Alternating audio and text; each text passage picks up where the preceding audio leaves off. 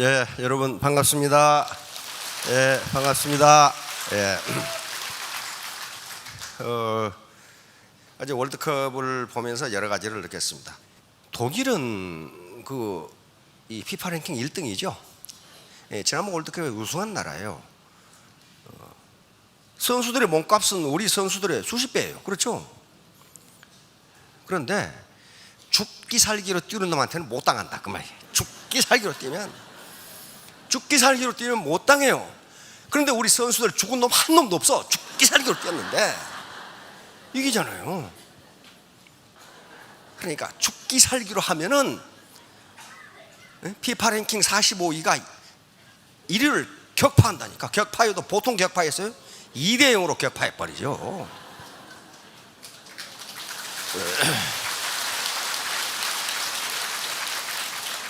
그러니까 우리 사장님들 나는 제도권 학력도 별로야, 사회적 캐리어도 별로야, 집에 돈도 없어, 그런 거 생각하지 마시라고.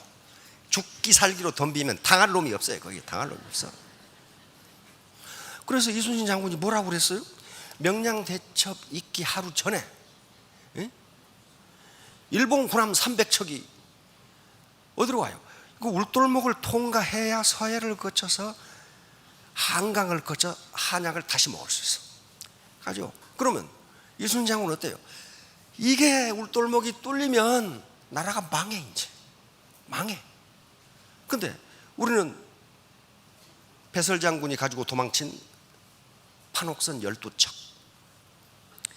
이순신 장군이 급히 한 척 만들어 13척, 거북선은 다 침몰하고 없고 원균이라는 분이 다 드셨죠? 다 침몰. 저쪽은 군함, 전함 300척, 그 뒤에 500척. 야, 그 정상적인 상식을 가진 사람이 보면 이거 싸워서는 안 돼요. 13척 가지고 어떻게 500척을 이긴다고 말이야.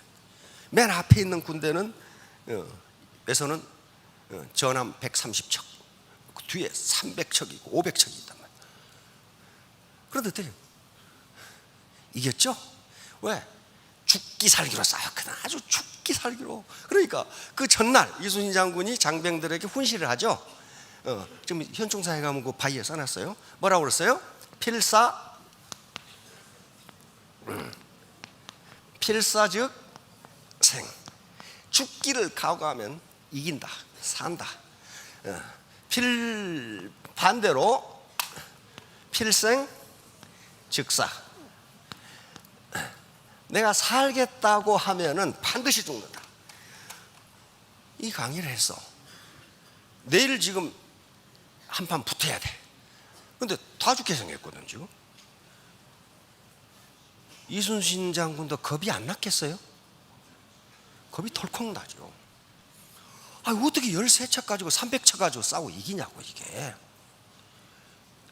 그러면 장수가 겁이 안 나요? 나죠. 장수는 왜 장수냐면 겁이 나도 안 난 척 해야 돼요. 졸려도 안 졸린 척, 배고파도 배가 안 고픈 척. 그래서 리더는, 장교는 배우다 그런 거예요.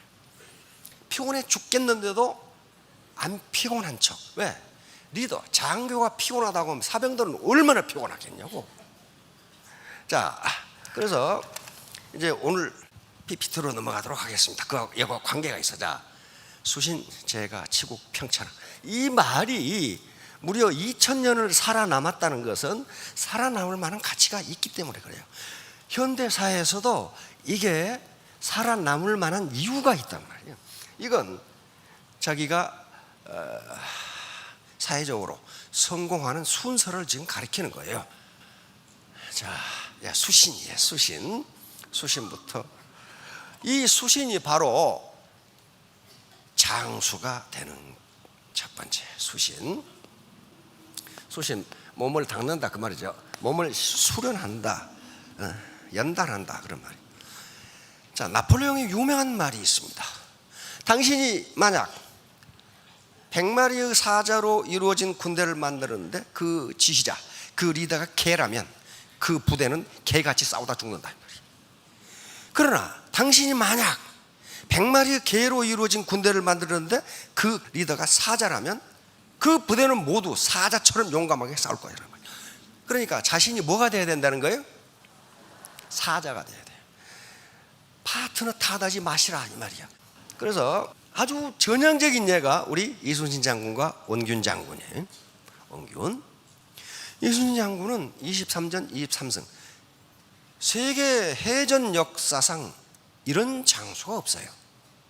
그런데 이분은 단 한 번 싸웠는데 7천량 해전에서 조선 수군이 전멸해 버렸어요. 조선 수군, 그 당시 이순신 장군이 양성해놓은 조선 수군은 세계 최강이었어요. 넬슨보다 훨씬 강했어요. 그런데 단 하루 만에 거북선, 판옥선 200척이 침몰돼 버렸어요. 그리고 조선 수군 2만 명이 전사해 버렸어요. 그거 어떻게 되겠어요? 조선에 수군이 없어져 버렸어. 자, 그러면 이순신 장군이 지휘했던 장병들과 원균 장군이 지휘했던 장병이 다르냐 이거예요. 똑같아요. 똑같아요. 그런데 장수 한 사람 때문에 이렇게 되는 거예요. 이렇게 무서워요. 장수가 어떤 인물인가에 따라서. 자, 원래 전라 좌수행이 어디가 있었죠? 여수가 있어요. 여수. 지금도 그 여수에 있는 그 좌수행 그 국보로 돼 있죠. 여수가 있어. 근데 그 좌수행을 어디로 옮기셨어요? 한산도로 옮겼어. 옮기지 않을 수가 없었어요. 아까 진성전투에서 우리가 패했잖아요. 진성전투. 그러면 여수가 일본 육군의 포위대. 이순신 장군은 수군이야. 그렇죠. 바다에서는 잘 싸우시지만은 육지에서는 안 된단 말이에요. 그러니까 일본 육군의 우리나라의 수군이 노출되는 거예요. 그래서 한산도로 옮겨버린 거예요.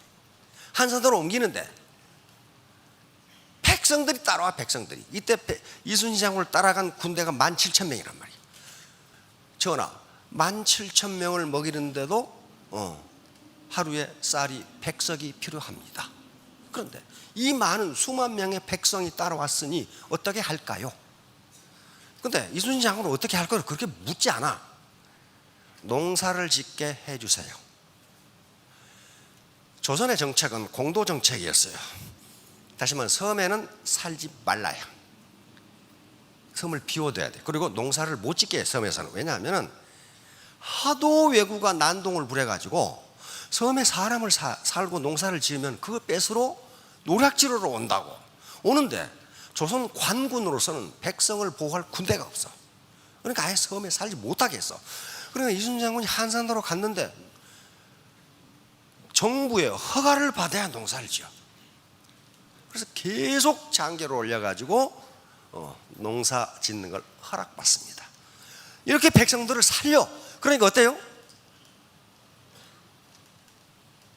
이순신 장군만 따라다녀. 백성들이 따라다녀. 더 험한 것은 말이지, 응? 원균의 모함으로 파직당하죠. 그리고 백의종군을 해. 백의종군은 이순신 장군 계급이 해군 사령관이거든. 오늘 같으면 해군 참모총장이야. 3도 수군 통대사니까 정의품. 그런데 권율 장군 밑에 육군으로 쫄병으로 따라다녔거든. 그렇게 하라고 그래서. 근데 다시 3도 수군 통제사로 복직시킨다 하는 장계를 직서를 하동에서 받아. 하동 있죠. 구례 하동에서 받아. 육군으로 쫄병으로 따라가다가 다시 3도 수군 통제사로 제소하노라. 이렇게. 진작 제수는 했어도 계속 두들겨 맞아가지고 몸은 아프지. 네? 몸은 아프지. 군대는 100명 남았어. 100명 다 도망가 버렸어. 왜? 원균이 신뢰를 주지 못하니까 다 도망가 버렸어. 그러니까 하동에서 다시 3도 수군 통제사로 직서를 이 교지를 받고 내려가니까 어때? 도망갔던 장병들이 다시 모여. 백성들이 막 떼거리로 따라와. 떼거리로. 그래가지고 하동에서 진도까지 가는데 100명이던 장병이 1700명으로 늘어났어. 백성들은 끝도 없이 따라와. 그러니까 이순신 장군이 그랬어. 이 사람들아, 거기가 어딘데 나를 따라오는가? 이게 전쟁터잖아요. 그러면 인지상정으로 전쟁터 같으면 도망가야지 그대로. 그런데 전쟁터로 따라가. 어쩌자고 나를 따라오는가? 그러니까 백성들 하는 말이, 저희는 장군님만 믿고 따라가고 있습니다. 장군님을 따라가면 살 것 같아서. 그러니까 다 그렇게 돼야 돼요. 스폰서님만 따라가면 부자 될 것 같아서. 근데 아무래도 안 될 것 같다. 그러면 어떻게 해? 도망가 버린다니까. 도망가 버려. 바로 수신의 중요성입니다. 자, 다음. 농부가 밭을 탓할 수는 없다. 아이고, 이놈 밭 때문에 농사가 안 되고, 아이 지가 거름도 안 주고 김도 안 매주고 그러니까 안 될 거 아니에요. 그러니까 공직자가 국민을 탓하면 안 됩니다. 리더가 추종자들을 탓하면 안 되는 거예요. 리더 잘못이지 추종자 잘못이 아니에요. 바로 노무현 대통령의 명언입니다. 계속 떨어졌어요. 지역에 출마해가지고. 그런데 유권자들 전혀 원망하지 않았어요. 유권자들 때문에 말이야. 막 그러면 원망하지 마라. 농부가 밭을 탓할 수는 없는 것이다. 내 덕이 부족해서 그런 걸 누구를 원망하는 거예요? 바로 수신제가 치국 평차라. 이게 사자가 되는 길이에요. 이게 리더의 가장 중요한 덕목입니다. 뭐부터 출발해요? 수신. 나부터 출발한다. 나부터 출발해요. 우리가 가진 자본을 어떻게 분류하느냐 하는 것은 굉장히 여러 가지로 분류할 수 있습니다. 그런데 우리가 사회 현상을 이해하는 데 있어서 가장 자본 분류 방법으로 좋은 것은 피에르 부르디에라는 프랑스의 사회학자인데 자본을 세 가지로 분류했는데, 이게 사회적으로 각자가 어떻게 사는가를 보려면 이 자본 분류가 굉장히 유리해요. 자, 이 사람은 경제 자본, 이건 부모로부터 재산을 얼마나 물려받았느냐는 거예요. 그러니까 돈이 얼마나 많으냐는 거예요. 이 경제 자본은 만약에 역삼동에 7층 상가 빌딩을 하나 가지고 계신다. 그럼 여기 안 계시고 지금 어디 홍콩에 계시거나 그러시겠죠. 이게 자본이에요. 이게 굉장히 중요한 자본이에요. 두 번째 사회. 그런데 왜 피에르 부르디에가 이 연구를 하게 됐냐면요, 어떻게 잘 사는 집안은 대대로 잘 살고 사회적으로 가난뱅이가 상류사회로 올라가는 게 이렇게 어려운가? 이게 뭐 때문에 그런가? 사회학자니까 당연히 관심을 가져야죠. 그러면서 많은 사람들은 경제자본이 많아서 그럴 거다라고 생각하는데 그렇지가 않더라는 거야. 예를 들면 유럽은요, 상속세가 엄청납니다. 거의 다 가져가 버려요. 또 고소득에 대한 세율이 무지무지하게 높아요. 그런데 어떻게 잘 사는 집은 대대로 잘 사는가? 다 세금 내고 없는데 뒤에 두 가지 자본 때문에 그렇더라 이게.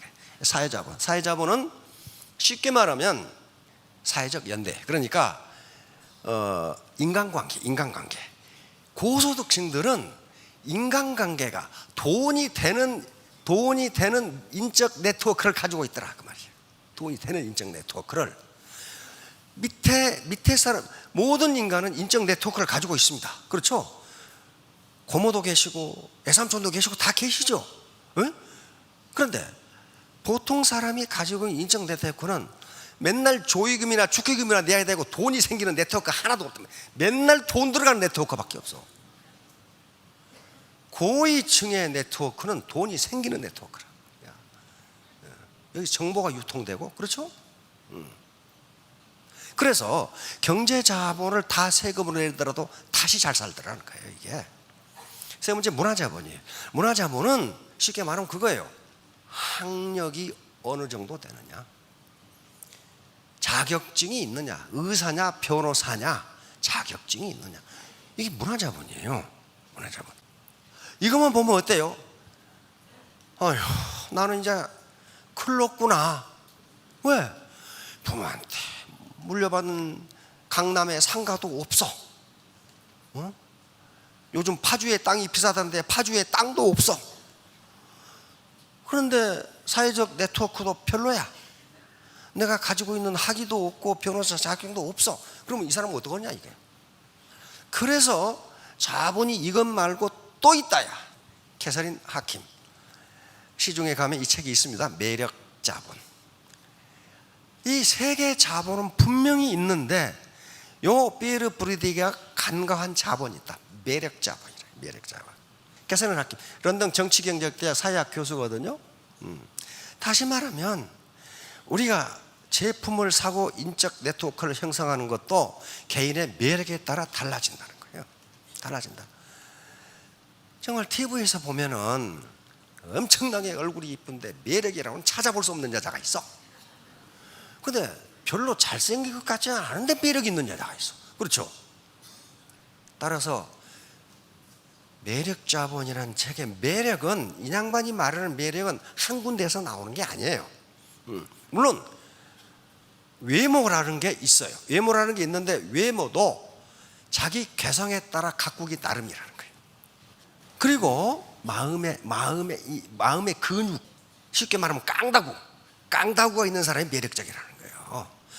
왜 이제 캐서린 하킴 교수가 이걸 집어넣어야 된다고 생각했냐면은 앞에 경제자본, 사회자본, 문화자본이 없어도 그 사람이 매력이 있다면 사회 상류층으로 올라갈 수 있다는 거예요. 그래서 그 예를 많이 들었어요. 그런데 요거에 나오니까 미국 연방제도, 연방준비은행 각 지점이 있죠. 뉴욕 지점도 있고 연방준비은행에 근무하는 경제학자들이 과연 매력이 사회적 성공과 소득에 관계가 있는가 하는 걸 연구했단 말이에요. 미국 사회 연구했어요. 그런데 불행하게도 있다야. 관계가 깊다. 첫인상이 매력 있는 여자는, 매력 있는 남자는 세일즈에 성공할 확률이 80%예요. 80%예요. 그러니까 첫인상이 매우 중요하다. 자, 그러면 어떻게 매력 자본을 축적할까? 이거 대학 경문에 나오는 얘기입니다. 근데 대학 경문은요, 조선왕조에서는 함부로 이 대학을 못 읽게 했어요. 왜냐하면 이걸 제왕학이라고 그래서 이게 세자만 읽어야 돼. 세자. 그 밑에 왕자들이 읽으면 잡아 죽이는 수가 있어. 영모로 해가지고. 그만큼 중요한 책이에요. 대학이라는 책. 그런데 여기에 세 가지가 나와요. 경문에 삼강령이라는 대학의 도는 제명명덕. 이게 인간은 원래 태어날 때 밝은 마음을 가지고 있었다.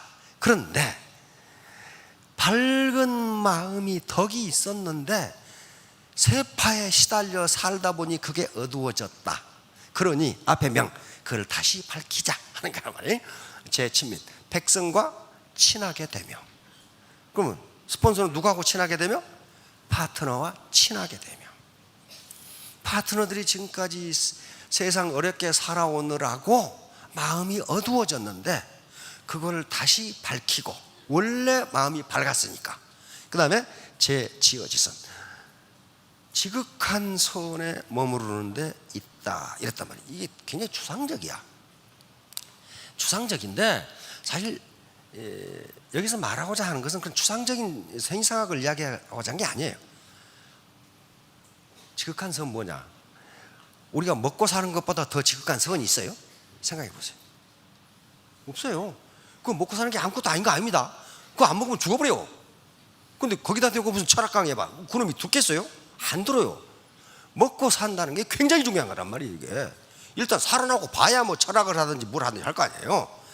제 지어진 지극한 선은 그건 뭐였어요? 이 회사 괜찮네? 응? 우리 스폰서 괜찮은 사람이네? 이거 계속 있어야지. 괜찮은데 왜 나가겠어요? 이 사회가 괜찮네?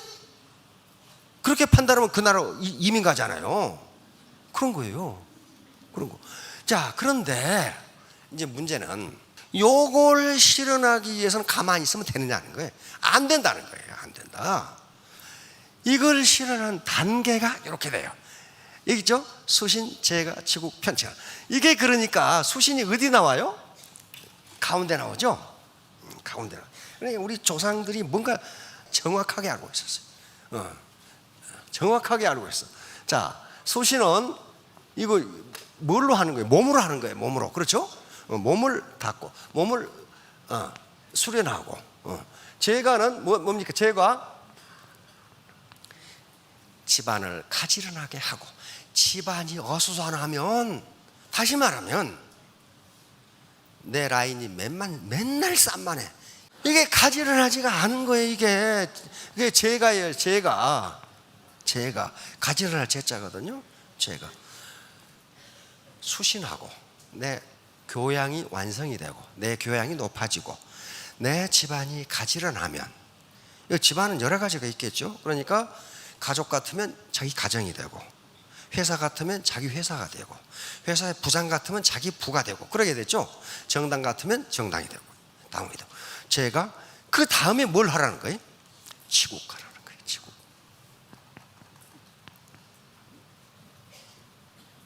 치국이니까 이렇게 돼야 국내 시장을 석권할 수 있다 하는 거예요. 라인이 어수선한데 신규가 안 는다? 당연히 안 늘지. 그 어수선한 집안에 누가 들어가겠어요? 당연히 안 늘지. 치국. 국내 시장을 평정하고, 근데 국내 시장만 가지고는 좁아. 그러니까 치국 평천화해야 되죠. 글로벌 시장을 평천화해야 된다고. 야, 이게 그러니까 애터미 사업의 성공 과정을 이미 공자님께서 다 만들어 놨어. 이게 이렇게 되는 거단 말이야. 우선 네가 리더가 되고, 네가 사자가 되고, 그리고 네 집안 단속 좀 잘해라. 가지런하게 하면 국내 시장을 석권할 수 있다. 그러면 평천화, 글로벌 시장을 점령해라는 거예요. 자, 그런데 여기서 이제 우리가 유의할 점은, 수신이 바로 수신으로 들어가는 게 아니라는 거예요. 내가 내 몸의 교양을 닦고 진리를 탐구하고 내가 덕 있는, 덕을 가진 인간이 되려면 어떻게 해야 되느냐 하는 게 그 앞에 나와요. 그 앞에 맨 처음에 뭐라고 그랬어요? 경물. 이게 이 격자가 막대기 격자예요. 막대기. 우리 격자, 그러면 저 옛날 창문 보면 이렇게 아주 질서정연하게 이렇게 창호지 발라놨죠. 이걸 우리가 격자라고 그런단 말이에요. 그 다음에 그 사람 좀 괜찮은 사람이다, 인격이 훌륭한 사람이야, 이 막대기 격자를 써. 그 사람 참 품격이 있어, 막대기 격자를 쓴단 말이에요. 그러면 이 격자가 무슨 뜻일 것인가? 그 말은 우리 옛날 창호지로 발라놓은 문을 보면 알아요. 질서 정연하게 이렇게 탁 격자가 있어. 그러니까 사물을 올바르게 똑바르게 판단하며, 그 말이에요. 사물을 똑바르게 판단해야 돼. 엉터리로 판단하면 안 된다는 거예요. 그러니까 애터미 사업이 할 만한 사업인지 아닌지는 누가 판단해야 돼? 내가 판단해. 경물이야, 경물. 물이라, 애터미라는 물을 내가 올바로 똑바로 삐딱하게 말고 이렇게 파악해 보라, 그 말이에요. 그래가지고 두 번째 뭐 한다고 그랬어요? 치지. 거기서 지식을 얻고. 지식을 얻어야 돼. 이게 제품은 어떻게 되며, 마케팅 플랜은 어떻게 되며, 라인은 어떻게 되며, 어떻게 리크루팅을 하면 뭐 알아야 면장할 거 아니에요. 경물, 치지. 그 다음에 뭐예요? 성의. 마음을 정성스럽게 가져야 돼. 성실한 마음을 가져야 돼. 성실한. 적당히 이거 사기쳐가지고 어떻게 한번 해볼까? 안 된다 이게야. 안 돼. 성의. 그 다음에 뭐예요? 정심이에요. 마음을 정직하게 가져야 돼. 정직하게. 자, 그런데 마음이 중요하냐 몸이 중요하냐 하는 문제야. 이게 경물, 치지, 성의, 정심 다음에 수신이 나와. 이렇게 해야 네 몸이 교양인이 된다. 몸으로 해라, 몸. 왜냐하면 마음 먹는 것은요 1분이면 가능해. 근데 몸이 말을 안 들어. 매년 31일 날 붙이죠. 신년도에 다이어트 탁 붙여요. 마음 먹기는 쉬워. 그런데 1월 1일 날 다이어트를 하려고 보니 어떤 놈이 치맥을 사왔어. 친구가 이걸 먹어야 되나 안 먹어야 되나. 오늘만 먹고 내가 내일부터 해야지. 몸이 따라가질 않아요. 몸이. 마음 먹는 것은 쉽습니다. 내가 내일부터는 아침 일찍 일어나서 공부를 해야지. 안 돼요. 안 돼. 몸이 말을 안 들어. 몸. 그래서 우리 조상들은 알고 마음을 정하고 그 다음에 몸이 따라간다는 거예요. 몸이 따라가. 이게 제일 중요하기 때문에 이 앞에 정신적인 걸 다 집어넣고 이렇게 해도 수신이 안 되면 치국 못한다. 치국 못한다. 자, 그러면 이걸 하는데 어떻게 하냐?